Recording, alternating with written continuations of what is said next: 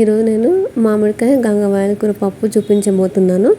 నేను దానికోసము 2 కప్పుల పప్పు తీసుకున్నాను. దాన్ని శుభ్రంగా కడిగేసి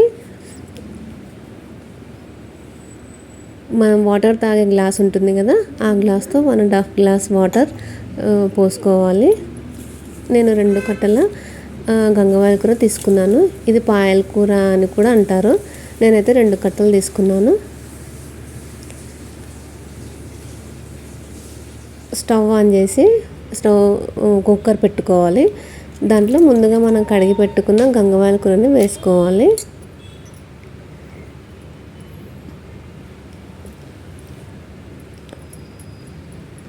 వేసుకున్నాక 1/2 టీ స్పూన్ పసుపు,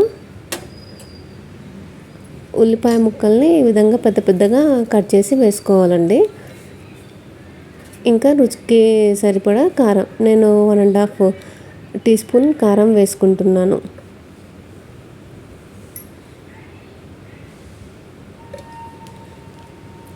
వీటినన్నింటినీ వేసాక ఒక్కసారి ఇట్లా కలిపి మూత పెట్టుకోవాలండి. 2 విజిల్స్ వచ్చే వరకు ఉడికించుకోవాలి. లో ఫ్లేమ్ మీద ఉడికించుకోవాలి. ఈ విధంగా 2 విజిల్స్ వచ్చే వరకు చూడండి. పప్పు ఈ విధంగా మామూలుగా ఉడికిపోవాలండి, మొత్తం ఉడికిపోవద్దు. ఈ టైంలో మనము మామిడికాయని చూడండి, ఈ సైజు మామిడికాయ ఉంది. నేను ఇది పులుపు బాగా ఉన్నందుకు మొత్తం వేయట్లేదు, సగమే వేస్తున్నాను. మామిడికాయకి పైన చెక్కు తీసేసి ముక్కలు ముక్కలుగా చేసుకొని వేసుకోవాలి. ఇదే టైంలో కొంచెం కొత్తిమీర కూడా వేసుకోవాలి. మనం ఇందాక ఏ గ్లాస్తో అయితే నీళ్ళు తీసుకున్నామో అదే గ్లాస్తో ఒక 1/2 గ్లాస్ వాటర్ కూడా వేసుకోవాలి.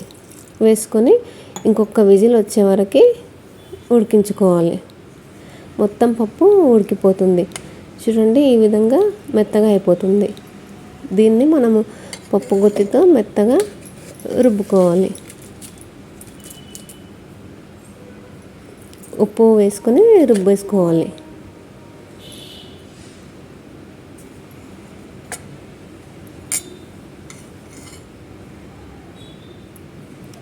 చూడండి, పప్పు గుత్తితో మెత్తం ఇట్లా కలిపిన తర్వాత ఈ విధంగా మెత్తగా అయిపోతుంది.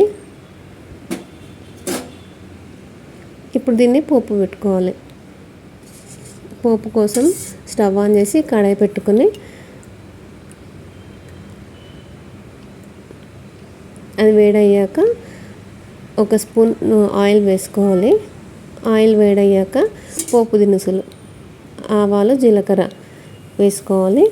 ఈ పోపులో పోపు పెట్టేటప్పుడు ఎల్లిపాయలు వేస్తే చాలా బాగుంటుంది. ఈ విధంగా ఎల్లిపాయల్ని పప్పు గుత్తితో కానీ స్పూన్తో కానీ మెదిపి వేసుకోవాలి. అరోమా కానీ టేస్ట్ కానీ చాలా బాగుంటుంది. ఇవి వేసిన వెంటనే స్టవ్ ఆఫ్ చేయాలి. ఇవి నల్లగా మాడిపోతే బాగుండదు. ఇంకా కరివేపాకు కూడా వేసుకోవాలి. అంతేనండి, ఇదంతా తీసుకుపోయి పప్పులో వేసుకోవాలి. అంతేనండి, ఎంతో టేస్టీగా ఉండే మామిడికాయ పప్పు రెడీ.